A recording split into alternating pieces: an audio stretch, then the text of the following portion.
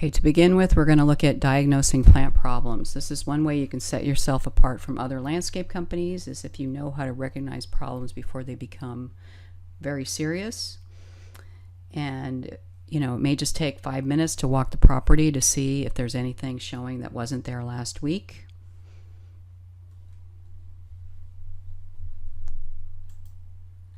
So we're going to look at the process of diagnosing plant problems, and then we're going to do a quick overview of plant diseases. We'll get much deeper into that, as well as plant insects and mites. So it's important to note that only 10% of the plant problems you see out there are caused by insects and other pests. 25% of the plant problems you see out there are caused by biotic disease, living disease, and about 85% of those are caused by fungi. And then approximately 65% of plant problems are caused by abiotic disease or disorders. So it's important to know whether your plant is supposed to look like it does or if there's some sort of problem. This plant is supposed to have a yellow color to it, this Frisia black locust. It's also important to be aware of potential problems a particular plant is susceptible to. So you want to start off by collecting information, and one of them being, where do you and your client live? There are so many microclimates in our area. Soil types and conditions, if we've got good drainage, bad drainage. Cultural practices, so if you're just coming onto an account, what has been done before by the previous landscape company or from the homeowner. The age of the plant, what kind of weather conditions have been taking place. You want to look for symptoms or clues, and then you're going to look at the entire plant, because where a damage is on a plant can make a difference on what it might be. So when you're looking at abiotic diseases or disorders, all leaves of a certain age might show damage, all foliage within a certain exposure might show damage, and then there's usually a sharp margin between damaged and healthy tissue. And here we have sun scald, so you can see that sharp margin, very uniform in damage. Not sure what this is. Could be flooding, could be herbicide, but you can see here's this very sharp margin here.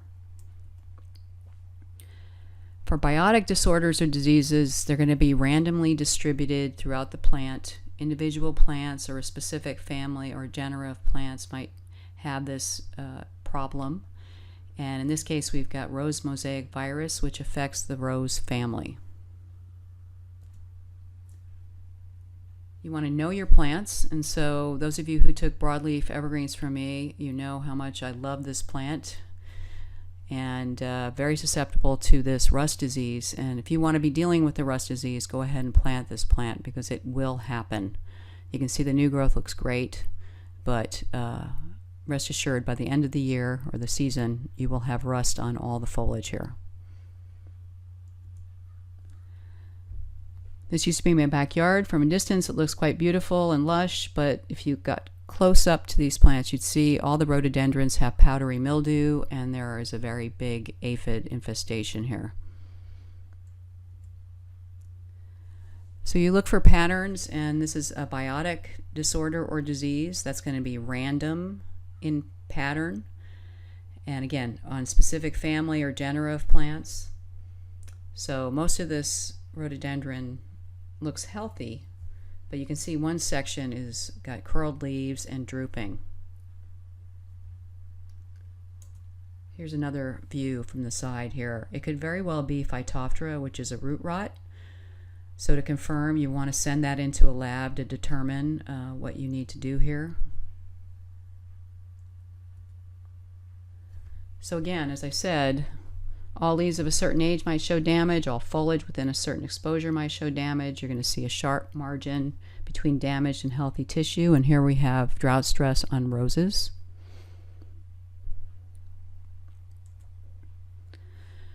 So you want to ask questions like, when was the problem noticed? Was the damage sudden or gradual? If it was sudden, most likely it's abiotic. How old are the affected plants? Some plants are only going to be around for so long. What percentage of the plants are affected, and what is the degree of injury? Something as like an insect infestation, if there's not that many insects there, you may not have to do anything. You just want to kind of keep an eye on it, because chances are something's going to help you manage that problem.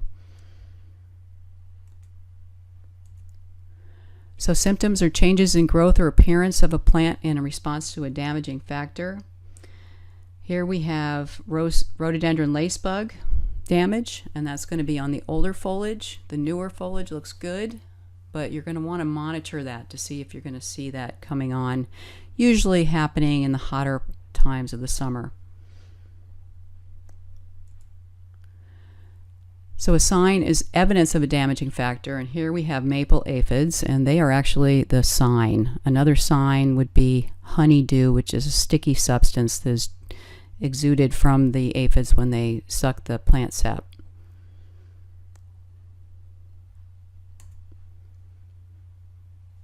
Okay, here's azalea or rhododendron lacebug. They're actually quite beautiful, but the sign is actually the insect. And then those black spots are the frass from the insect. So those are the signs. And here are the symptoms of maple aphids. You can see the yellowing. The aphids have sucked the sap out of the leaves and are causing the stippling pattern on the leaves. So biotic factors or diseases, these are, or factors really, are plant pathogens such as fungi, bacteria, virus, and nematodes are lumped here. And then insects and mites, of course, are biotic. So fungal leaf spots are irregular to circular. They may have concentric rings. They may have red, yellow, or purple halos.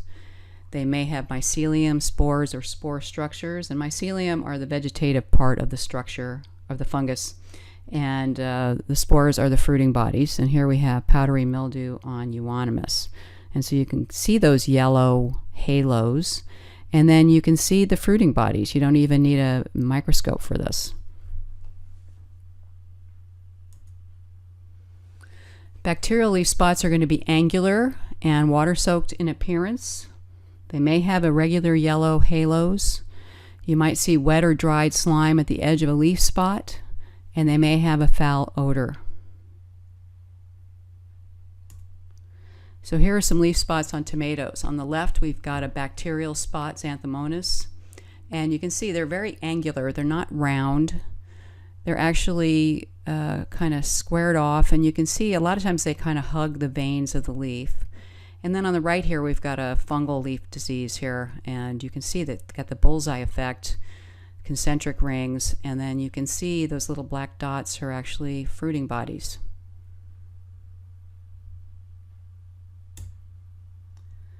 So viruses are the smallest of plant pathogens. You're never going to see any signs of them. You're only going to see the symptoms. They require living plant cells. As I said, you only see the symptoms, and the symptoms might include mottling, stunted plants, or distorted or misshapen leaves and fruit. And this is lilac ring mottle. Mosaic patterns are another thing you might see. Okay, here we've got nematodes. Nematodes are little worms, and they are inside the leaves here. These are foliar nematodes on chrysanthemum. And here's a cherry rasp leaf virus that's actually caused by dagger nematodes. So nematodes are not only cause damage themselves, but they spread diseases.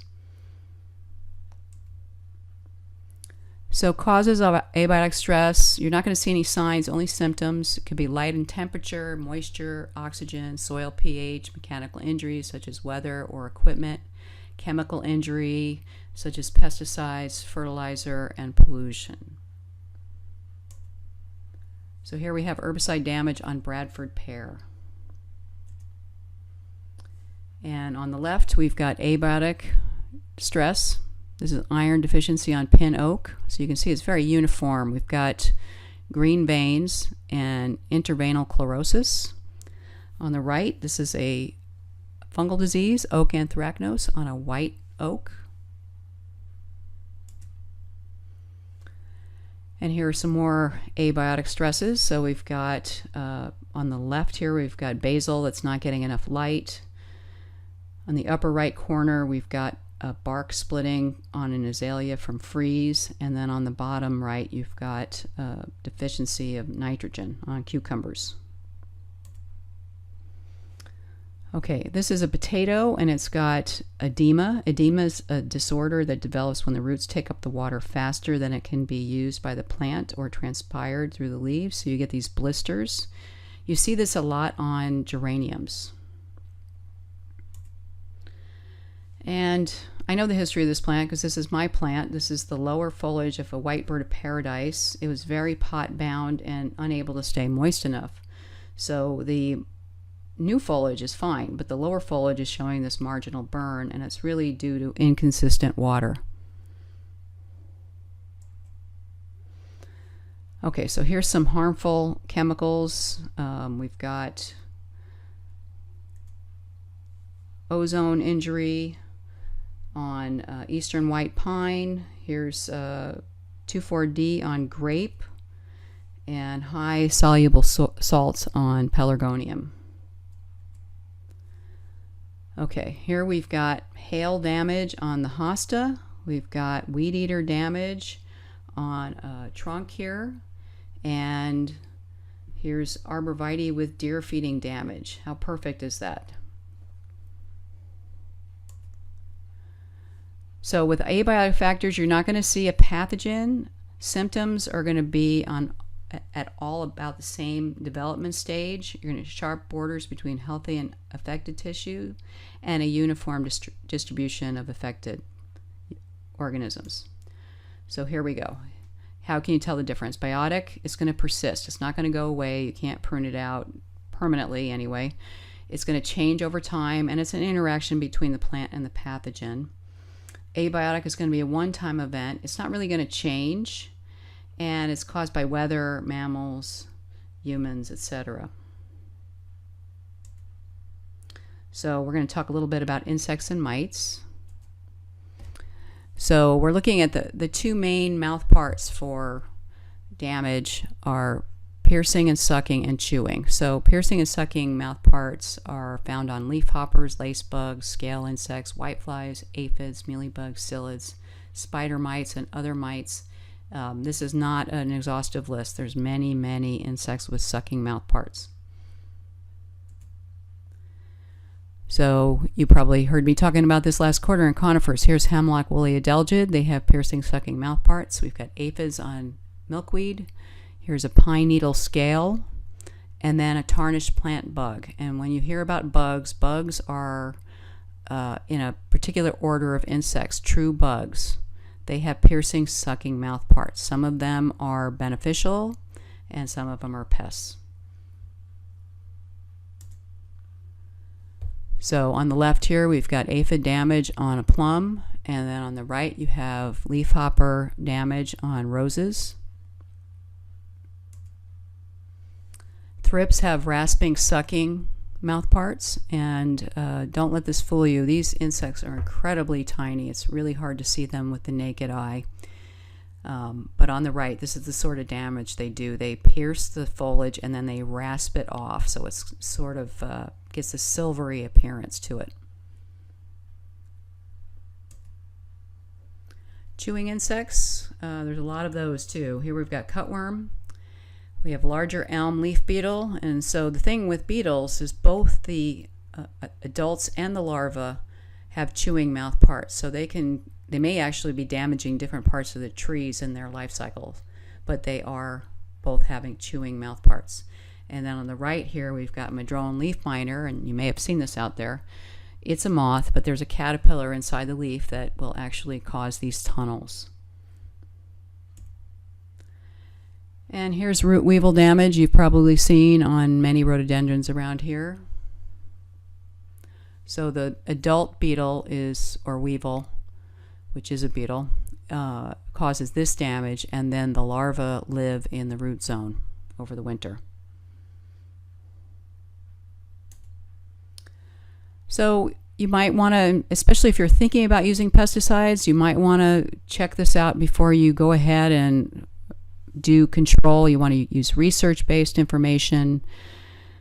I'm posting these plant disease management handbooks and insect management handbooks online.